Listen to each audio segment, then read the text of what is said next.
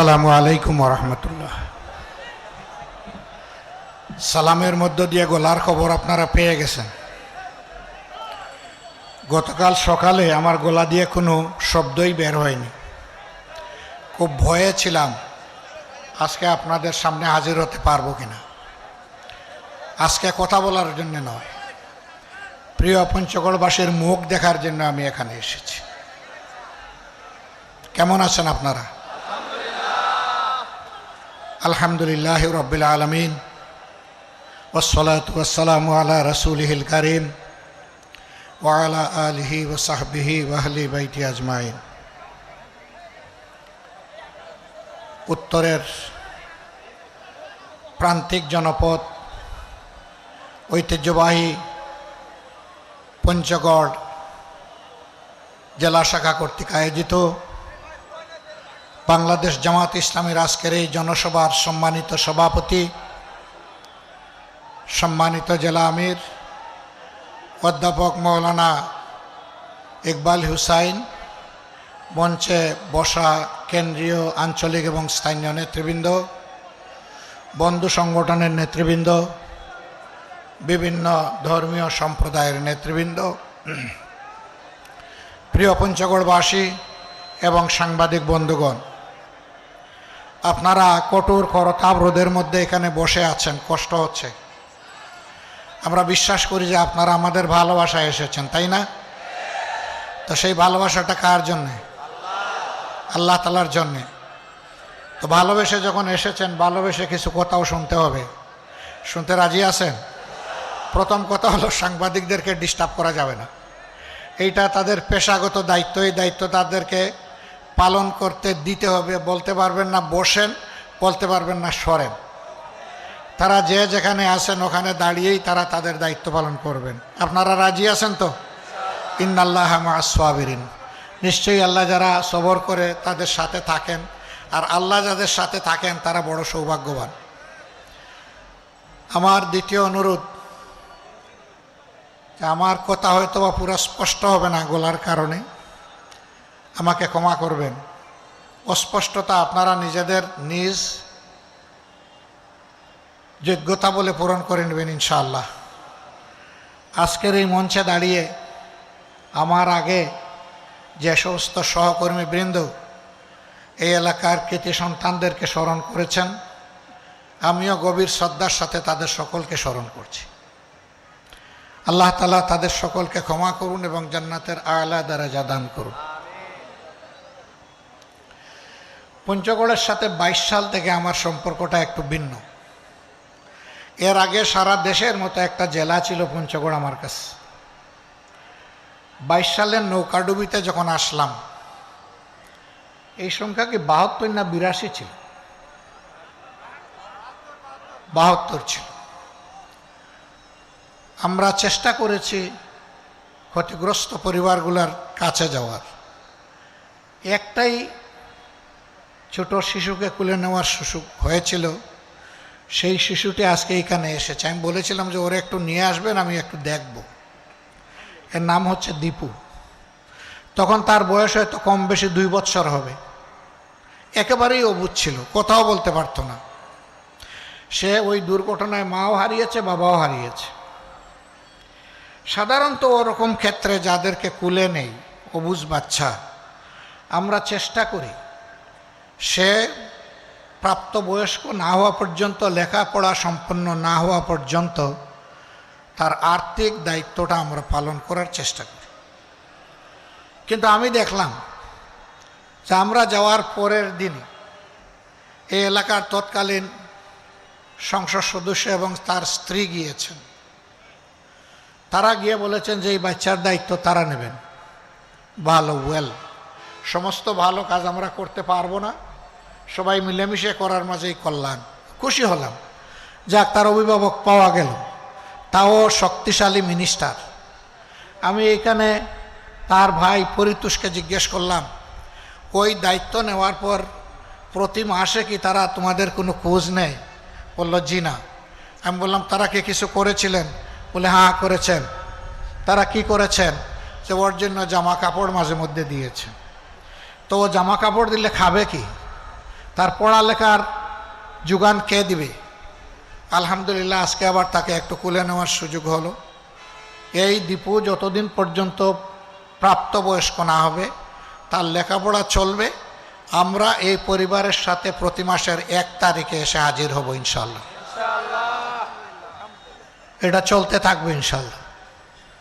আমরা এখানে দেখব না তার মা বাপ কোন ধর্মের মানুষ ছিলেন, আমরা দেখব তারা মানুষ ছিলেন। আমরা মানবতাকে টুকরা টুকরা করতে চাই না। আমরা ছোট্ট একটি দেশ, বিপুল সংখ্যক মানুষ, এই সবগুলা মানুষ আমরা মিলেমিশে থাকতে চাই, চলতে চাই। এর মাঝেই আমাদের গর্ব, এর মাঝেই আমাদের সৌন্দর্য, এর মাঝেই আমাদের শান্তি নিহত। আমরা এই বার্তা সারা বাংলাদেশের সমস্ত জনগণকে দিয়ে চলেছি। এখানে একটা কথা একেবারেই সাফ, এই কথাটি হচ্ছে আমরা এই দেশে কোনো মেজরিটি এবং মাইনরিটি মানি না। আমি আস্তে আস্তে রতনবাবুর বক্তব্য শুনছিলাম, তিনি বলেছিলেন আমি সংখ্যালঘু সম্প্রদায়ের একজন মানুষ। এই কথা আর বলবেন না। কিসের সংখ্যালঘু আর কিসের সংখ্যাগুরু? এই দেশে যেই জন্ম নিছে সেই এ দেশের গর্বিত নাগরিক। আমরা নাগরিকদেরকে কোনো ভাগ বাটোয়ারা ধর্ম কিংবা দলের ভিত্তিতে করার পক্ষে নয়। এই বদ হাসলত ছিল অতীতের পতিত স্বৈরাচারের। তারা এই জাতিকে ভেঙে টুকরা টুকরা করে মুখামুখি লাগিয়ে রেখেছিল। যে দেশের জনগণ ঐক্যবদ্ধ থাকতে পারে না, সে দেশের মানুষ মাথা সোজা করে সম্মানের সাথে বিশ্বের দরবারে দাঁড়াতেও পারে না। স্বাধীনতার 54 বছর গেল, আর কত বছর এরকম আমাদেরকে টুকরা টুকরা করে রাখা হবে? আমাদের স্পষ্ট ঘোষণা, আমরা কোনো মেজরিটি এবং মাইনরিটি মানি না। আমরা সবাই মিলে ইউনিটি, একটাই জাতি আমরা। আমাদের পরিচয় আমরা বাংলাদেশি। হ্যাঁ, তারপরে অবশ্যই আমার পরিচয় থাকবে আমি একজন মুসলমান, ইনি একজন হিন্দু, তিনি একজন বৌদ্ধ, হয়তো আরেকজন খ্রিস্টান। এই 4 ধর্মের বাইরে বাংলাদেশে অন্য কোনো ধর্মের লোক নেই। কিছু লোক থাকতে পারে যারা কোনো ধর্মেই বিশ্বাস করেন, তাদেরকে মানুষ এইথিস্ট বা নাস্তিক হিসাবে চিনে। যাই হোক, আমরা সবাইকে নিয়ে চলার পক্ষে। কিন্তু এটাও সত্য যে কেউ যেন কারো ধর্মীয় আবেগে খুচাকুচি না করেন, সুড়সুড়ি না দেন। এটা আমরা একেবারেই ঘৃণা করি, পছন্দ করি না। এরকম যদি কোথাও কোনো কিছু ঘটে, আমরা বলবো যে সম্প্রদায়ের মানুষ এটা করবে, প্রথম ওই সম্প্রদায়ের মানুষরা ওরে থামিয়ে দেবে। সম্প্রতি আমরা দেখেছি এরকম একটা ঘটনা ঘটেছে পটুয়াখালীতে। ঘটার পরে আমার হিন্দু সম্প্রদায়ের বন্ধুরা ওই ছেলেকে নিয়ে সমস্ত মানুষের সামনে হাজির হয়েছে। হাজির হয়ে বলেছেন, আপনারা যে শাস্তি চান ওই শাস্তি দেওয়ার জন্য আমরা তাকে আজকে নিয়ে এসেছি। ওই সবার পক্ষ থেকে জিজ্ঞেস করা হয়েছে সে ভুল স্বীকার করে কিনা। সে দাঁড়িয়ে কর জুড়ে বলেছে আমার ভুল হয়ে গেছে। তাকে জিজ্ঞেস করা হয়েছে এই জন্যে তুমি অনুতপ্ত কিনা। সে বলেছে আমি অনুতপ্ত। মাথা নত করে কথাগুলা সে বলছিল। ওখানকার বিজ্ঞ লোকেরা বলেছেন তার ভুল স্বীকার করা, আন্তরিকভাবে অনুতপ্ত হওয়া এবং যাদের মনে আঘাত দিয়েছে তাদের সামনে এসে ক্ষমা প্রার্থনা করা, এটাই তার শাস্তি। এর বাইরে কোনো শাস্তি দেওয়ার প্রয়োজন নেই। এটি হচ্ছে আমাদের সম্প্রীতির বাংলাদেশ। আমরা এটা পারব। বিশেষ করে আমি মুসলমান ভাই বোনদেরকে বলবো, মেহেরবানি করে অন্য ধর্মের ভাই বোনদেরকে কষ্ট দিবেন না। আমরা এটাকে ঘৃণা করি, অপছন্দ করি। যারা মেজরিটি মাইনরিটির জিগির তুলে রেখেছিলেন, আমি আল্লাহর পর ভরসা করে বুকে হাত দিয়ে বলছি, তারা যাদেরকে মাইনরিটি বলতেন, এই ভাইদের সম্পদ, ইজ্জত এবং তাদের জীবনের পর সবচাইতে বেশি ক্ষতি সাধন করেছে তারা। আমি দাবি জানাবো, বাংলাদেশ সরকার এবং জাতিসংঘের যৌথ উদ্যোগে 1972 সালের 10 জানুয়ারি থেকে আজকের দিন অর্থাৎ 2025 সালের এই 26শে ফেব্রুয়ারি পর্যন্ত বাংলাদেশে যত ঘটনা ঘটেছে এরকম, সেইগুলা অনুসন্ধান করে তার শ্বেতপত্র বাংলাদেশের জনগণের সামনে প্রকাশ করে দেওয়া হোক। তাহলে জনগণ জানতে পারবে কারা সত্যিকার অর্থে মানুষ খুন করেছে, ইজ্জত লুণ্ঠন করেছে, সম্পদ লুণ্ঠন করেছে। সম্মানিত বন্ধুগণ, আরেকটি কথা আমাদের পরিষ্কার, ভারত সহ দুনিয়ার সকল দেশ আমরা একই বিশ্বসভার সদস্য, জাতিসংঘের সদস্য রাষ্ট্র। আমরা ভারত আমাদের নিকটতম প্রতিবেশী। আমরা আমাদের প্রতিবেশীকে অহেতুক কষ্ট দিতে চাই না, তবে আমাদের প্রতিবেশীও যেন আমাদের উপরে এমন কোনো কিছু চাপিয়ে না দেন যা বাংলাদেশের মানুষের জন্য সম্মানজনক নয়, অপমানজনক। যদি এরকম তারা কিছু করেন, দেশের স্বার্থে আমরা সেদিন ভূমিকা পালন করতে কারোর চোখের দিকে তাকাবো না। আমরা বিবেকের দিকে তাকিয়ে বিবেকের দায়বদ্ধতা থেকে আমরা আমাদের দায়িত্ব পালন করতে বাধ্য হব। পঞ্চগড়ের ন্যায্য কতগুলো দাবি ইতিমধ্যে উত্থাপিত হয়েছে। সদর হাসপাতালকে 100 থেকে 250 বেডে উন্নীত করা, একটি বিশ্ববিদ্যালয় কায়েমের দাবি, চীন এবং বাংলাদেশের যৌথ উদ্যোগে একটা বেসরকারি মেডিকেল কলেজ এখানে নির্মাণ কার্যক্রম শুরু হয়েছিল, অদৃশ্য হাতের ইশারায় বন্ধ হয়ে গেছে। এইটা পুনরায় চালু করে তাকে পূর্ণাঙ্গ রূপ দেওয়া এবং চিনিকল পুনরায় চালু করা, এসবগুলো দাবি ন্যায্য। তবে বিশ্ববিদ্যালয়ের ক্ষেত্রে আমার কথা আছে। পঞ্চগড় এখন কৃষিজ উৎপাদনে বাংলাদেশের একটা শীর্ষস্থানীয় জেলা। সকালবেলা অথবা বিকালবেলা কেউ যদি পঞ্চগড় শহরে ঢুকে, দেখবে সারি সারি ভারী যানবাহন, সেইগুলা সবজি তরিতরকারি লোড করে যাওয়ার অপেক্ষায় আছে। অথচ বিভিন্ন মৌসুমে যে সমস্ত সবজি এবং তরকারি উৎপাদন হয়, শুধু সবজি তরকারি না, এখানে কিন্তু এখন অনেক দামি ফল ফলাদিও উৎপাদন হয়। কিন্তু এগুলো সংরক্ষণের জন্য বাস্তব কোনো ব্যবস্থা নেই, সরকারি কোনো উদ্যোগ নেই। এগুলা সংরক্ষণ করলে কৃষি তার ন্যায্য পাওনাটা পেত কৃষক, আর জনগণ ন্যায্য মূল্যে এই জিনিসগুলো পেয়ে যেত সারা বছর।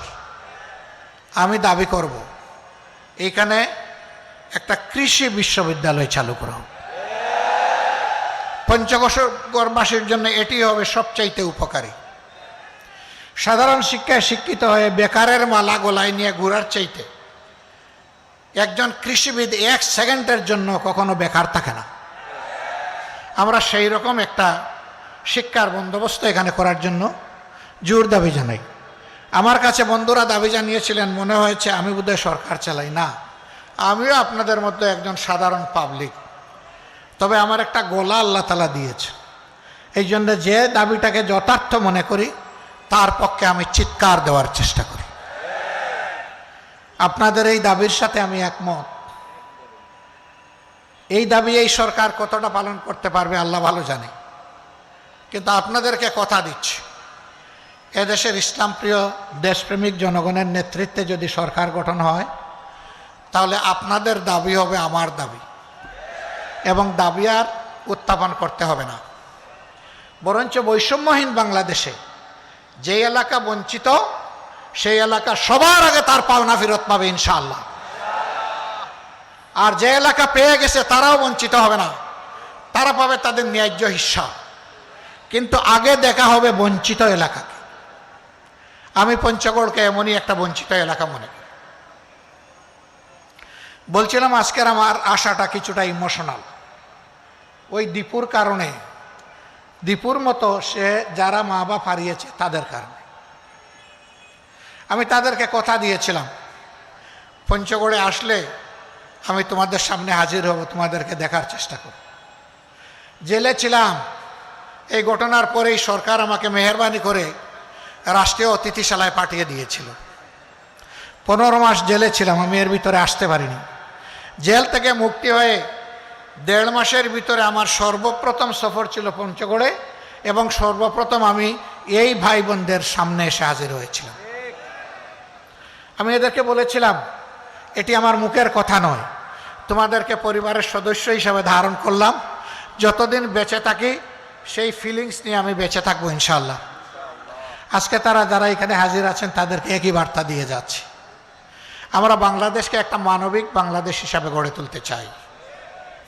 আমরা বাংলাদেশকে আর গডফাদারদের বাংলাদেশ দেখতে চাই না, গড মাদারদের বাংলাদেশও দেখতে চাই না, মাফিয়া তন্ত্রের বাংলাদেশ দেখতে চাই না, ফ্যাসিবাদের বাংলাদেশ দেখতে চাই না। 2006 সালের 28শে অক্টোবর থেকে 2024 সালের 5ই আগস্ট পর্যন্ত ফ্যাসিবাদীদের হাতে যারা জীবন দিয়েছেন, আমি তাদের সকলের প্রতি গভীর শ্রদ্ধা জ্ঞাপন করছি। সম্মানিত ভাইরা, আপনারা জানেন, বিশেষ করে 24 আন্দোলনে যারা জীবন দিয়েছেন, আমি এবং আমাদের প্রিয় দল প্রত্যেকটি শহীদ পরিবারে গিয়ে আমরা হাজির হয়েছি, তাদেরকে সান্ত্বনা দিয়েছি, তাদের জন্য দোয়া করেছি, তাদের কাছ থেকে দোয়া চেয়েছি। এরপরে যারা আহত পঙ্গু হয়েছিল, আমরা এখন তাদের দুয়ারে দুয়ারে ঘুরি। এ সংখ্যাটা বিশাল, 34,000। এই মানুষগুলো সবার দুঃখ দূর করতে পারবো না, কিন্তু আমরা তাদেরকে বার্তা দিতে চাই, এই বেদনা, এই কত তোমাদের নয়, তোমরা জাতির গর্বিত সন্তান, তোমরা জাতীয় বীর, আমরা আছি তোমাদের সাথে এবং আজীবন আমরা তোমাদের কাছে কৃতজ্ঞ। আমি যুবক ভাইদেরকে বার্তা দিতে চাই, আগামী দিনের বৈষম্যহীন, দুর্নীতি দুঃশাসন মুক্ত মানবিক বাংলাদেশ গড়ার জন্য তোমাদেরকে আরেকবার গর্জন করতে হবে, জেগে উঠতে হবে। আমিও তোমাদের সাথে থাকবো ইনশাল্লাহ। এখন বলবো, আপনি বললেন যুবকদেরকে, আপনার তো আপাদমস্তক সব সাদা দেখতেছি, নো প্রবলেম। আমার বাহ্যিক কালার সাদা হয়েছে, বুকের ভিতরের কালার আমার তরুণ, আলহামদুলিল্লাহ। এবং সেই মানুষের মুক্তির মিছিলে আমি পিছনে থাকবো না ইনশাল্লাহ, আমি তোমাদের সামনে থাকব। আমাদেরকে কেউ কেউ মাঝে মাঝে এখনো ভয় দেখান ধিক্কার জন্য, তারা বলেন এই হলে ওই হলে আবার আপনাদের ফাঁসি হয়ে যাবে। আরে ভাই, কারে ফাঁসির ভয় দেখান? যারা শহীদ হওয়ার জন্য উন্মুখ, যারা পাগল, তাদেরকে ফাঁসির ভয় দেখান। এই ভয় করলে আমাদের নেতৃবৃন্দকে ফাঁসির কাস্টে দাঁড়াতে হতো না, পাতাটনের উপর দাঁড়াতে হতো না, এবং ফাঁসির রশি গলায় নিতে হতো না। তারা হাসতে হাসতে ফাঁসির মঞ্চে গিয়েছে। সুতরাং আমাদেরকে ভাই ভয় দেখাবেন না কেউ। এই ভয়কে আল্লাহ যেন চিরদিন জয় করার তৌফিক আমাদেরকে দান করে। আমরা ছাত্রছাত্রীদেরকে বলি, আল্লাহ যদি এই দেশ পরিচালনার দায়িত্ব আমাদের হাতে দেন, আমরা তোমাদেরকে এমন শিক্ষায় গড়ে তোলার চেষ্টা করব যেখানে তোমরা সৃষ্টিকর্তা আল্লাহকে ভয় করবে এবং দুনিয়ার শ্রেষ্ঠ কারিগরের হাত নিয়ে শিক্ষা প্রতিষ্ঠান থেকে বের হবে। একদিনের জন্য বেকারত্বের অভিশাপের বোঝা তোমাদেরকে বহন করতে হবে না। শিক্ষার সার্টিফিকেট আসবে হাতে, সেই সাথে কাজেরও অফার লেটার আসবে তোমার হাতে। এরকম একটা দেশ গড়তে চাই। মা বোনদেরকে বলতে চাই, সমাজের উন্নয়নে সব জায়গায় ইনশাআল্লাহ গর্বের সাথে আপনারাও ভূমিকা রাখবেন। সাথে যে দুইটা জিনিস এখন পান না, সেই দুইটা জিনিসও পাবেন। একটা হচ্ছে মর্যাদা, আর একটা হচ্ছে নিরাপত্তা। এই মর্যাদা এবং নিরাপত্তার সাথে আপনারা দেশের উন্নয়নে অবদান রাখবেন ইনশাআল্লাহ। আসুন বাংলাদেশটাকে এমনভাবে আমরা গড়ে তুলি যে দীর্ঘ 54 বৎসরের যত জঞ্জাল সবগুলা শেষ করে দিয়ে আমরা যেন এমন একটি বাংলাদেশের নাগরিক হতে পারি, দেশে কিংবা প্রবাসে সর্বত্র বলতে পারি, আমি গর্বিত, আমি বাংলাদেশের নাগরিক। পঞ্চগড়বাসীর প্রতি আমার অনুরোধ, বাংলাদেশ জামাত ইসলামীকে যতক্ষণ ন্যায়ের উপর, মানবতার কল্যাণের উপর, সত্যের উপর দেখবেন, আমরা আপনাদের একটু ভালোবাসার কাঙ্গাল। একটু ভালোবাসা কি আপনাদের কাছে আশা করতে পারি? বড় দুর্বল কথা বললেন আপনারা। আমরা কি আশা করতে পারি? আলহামদুলিল্লাহ। ভালোবাসাই যখন দিবেন তখন একটু সমর্থন, একটু সহযোগিতা তো আপনাদের লাগবে। আপনাদেরকে আমরা পাশে চাইব দেশ গড়ার কাজে, আপনাদেরকে সাথে চাইব দেশ গড়ার কাজে, এবং আপনাদের বুকের বিছানায় একটু জায়গা চাইব আমরা। ওই জায়গাটা পেয়ে গেলে আমরা কথা দিচ্ছি ইনশাআল্লাহ মানবিক বাংলাদেশ আপনাদেরকেই সাথে নিয়ে আমরা গড়ে তুলব। আল্লাহ আমাদের সহায় হন। আল্লাহ হাফিজ। বাংলাদেশ জিন্দাবাদ। বাংলাদেশ জামাতে ইসলামী জিন্দাবাদ। আসসালামু আলাইকুম ওয়া রাহমাতুল্লাহি ওয়া বারাকাতুহু।